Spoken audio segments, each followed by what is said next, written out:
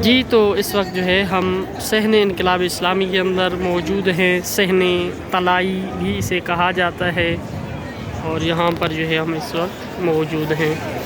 زیارت امام علی رضا علیہ الصلوۃ والسلام. اور یہ جو اس وقت مناظر دیکھ رہے ہیں حرم کے.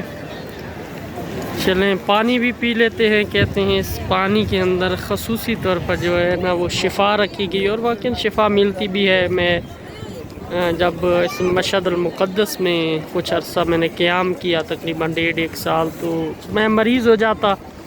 تو کیونکہ ایک عقیدت بھی یہی تھی، اور پھر آ کر یہاں سے پانی پی لیتا تھا، کیونکہ ایک عقیدہ بندے کا تھا کہ اگر میں یہاں سے پانی پیوں گا تو ٹھیک ہو جاؤں گا.